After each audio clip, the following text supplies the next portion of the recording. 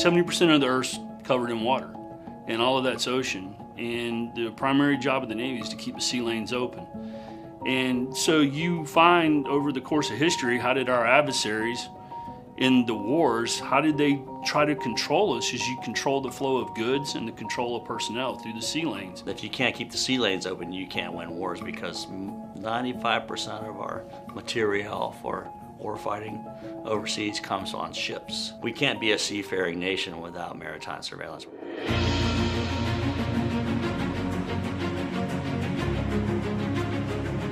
Maritime surveillance is a big part of understanding where your adversaries might be, what they are, what their capability is. And from the times when we first set out to travel the oceans, maritime surveillance evolved with great strides.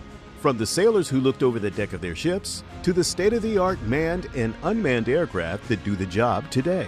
Fixed-wing aircraft like the P-3 and now the P-8 have kept watch for decades. The P-3 was the 4-engine turboprop maritime patrol aircraft. It had incredible range. We could do thousands of miles from a remote spot. Carried enough fuel to do 10, 12-hour missions. A full array of weapons, everything from torpedoes to mines, missiles. It had a harpoon missile capability.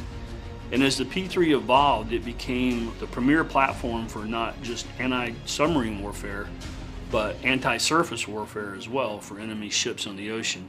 The P-8 builds on the legacy of the P-3, delivering next-generation capabilities in avionics, electronics, sensors, and equipment to integrate with other aircraft and ships. It also brings a faster, more comfortable ride to take the platform into the future. And on the rotary wing side of the equation, helicopters like the H-60 Romeo lead the way on so many missions. Anytime a carrier is moving through contested waters, you will always have an MH-60 Romeo, one or more, that is scouting ahead of the group, finding contacts, IDing them, and then sending those down to the warfare commanders so that they can make informed decisions about the movements of the strike group. We play a role called SSC as one of our missions. It's surface surveillance and control, where we use our multi-sensor suite to patrol ahead of a carrier strike group or part of open independent operations on a destroyer in order to see what's in front of the carrier strike group, see what's out there, and then identify and employ upon them as necessary.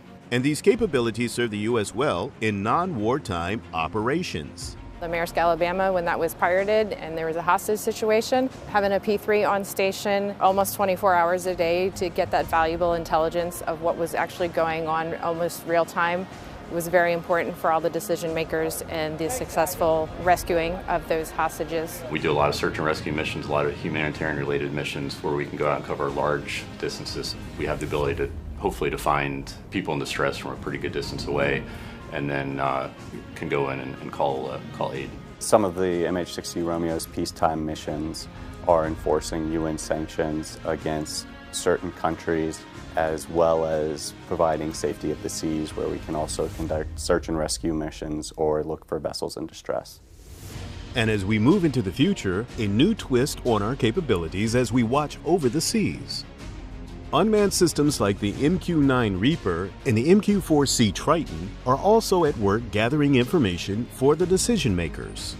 Unmanned systems are definitely a key component of the distributed maritime operations. With an unmanned system, you can keep that persistent surveillance and swap out aircrew if you have to in mid-flight.